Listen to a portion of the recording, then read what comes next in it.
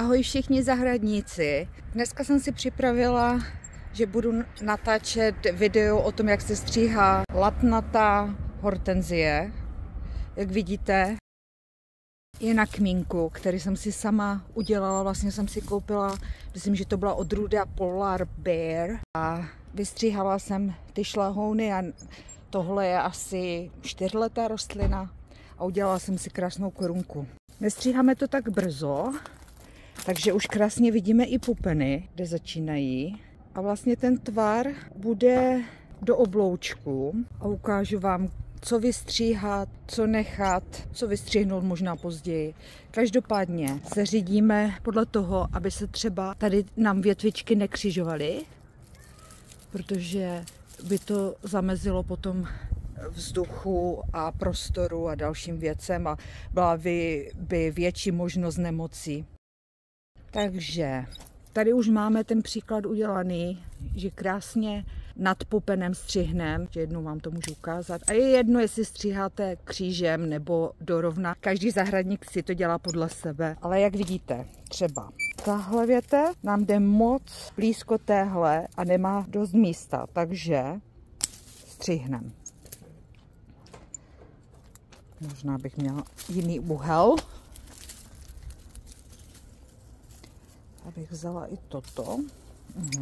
Jelikož tady mám tuhle velikost, tak půjdu k těm pupenům, co už začínají rašit a pěkně nad tím pupenem střihnu. A takhle vlastně uvolním prostor. Tady máme další vzorek. Víte, jak tady jsou takové mladé nebo staré, ale hodně jemné, tak ty by šly pryč. A každopádně vystříhám i tady tohle. Tahle větev se mi líbí více a tahle dá přes do kříže, takže ji vezmeme taky. A pak to jenom zkrátím. Zdravější a silnější jsou 100% tady a ne tady, takže pojďme to zkrátit až tady. Nevím, proč ta kamera nechce zaostřovat. No. Tady máme takovou vidličku, takže tu dáme pryč. Nad nejsilnějšími pupenama. Tak, tady máme zlomené něco. Takže tady, tak. A vidíte, jak se to tady kříží do středu, takže to nechci. Mohla bych odstřihnout to tady, a ten šlahoun by šel tu.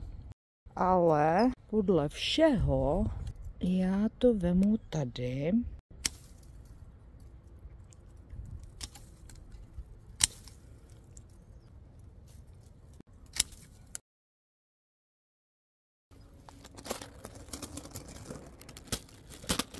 Trošku to zkrátím tady.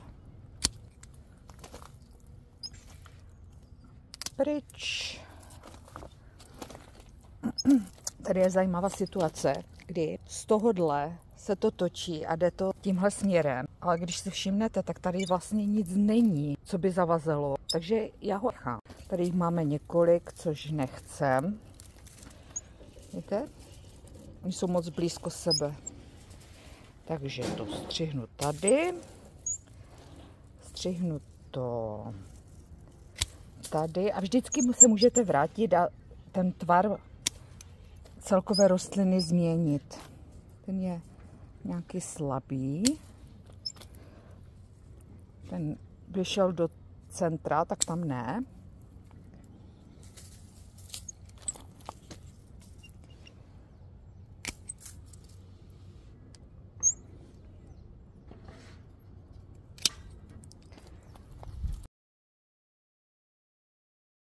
Každopádně tady ho vystřihneme. Nemá to co dělat.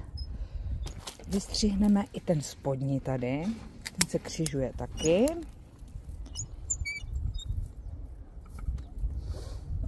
A tady je suchá. Takže pryč s ní.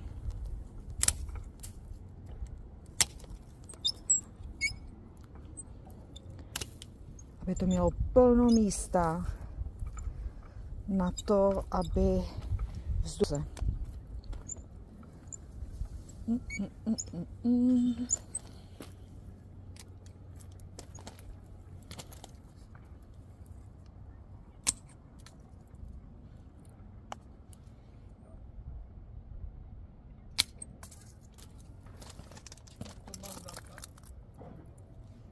Tady vidíte plus minus ten tvar, který se nám začíná tvořit.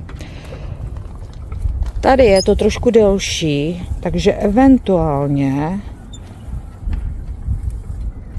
by se to mohlo i vystřihnout pryč, protože to bude dost husté. Ono to vypadá, že to nebude vůbec husté, ale ty větve pustit a takhle máme více místa. Akorát trošku zkrátíme. Tak. Tady je taková slaboučká větev, to nechceme. Tady nám zbylo něco z minula.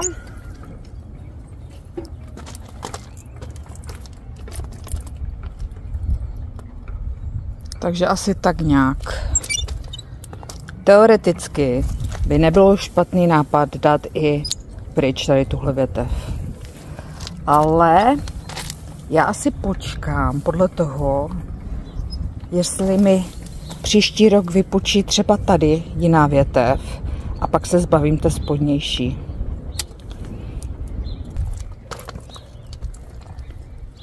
Doufám, že to jde dobře vidět. No a takhle můžeme začít s tím, nemusíte se bát, že něco zkazíte, protože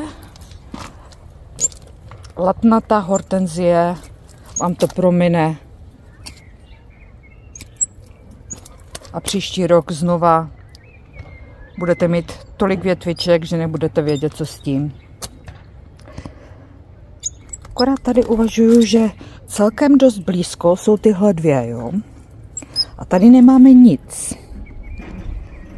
Ale tady nám něco raší. No, asi to tak nechám a uvidím příští rok, jestli to zkrátit někde jinde. Takže takhle se stříhá latnatá hortenzie, latnatá Polar Bear.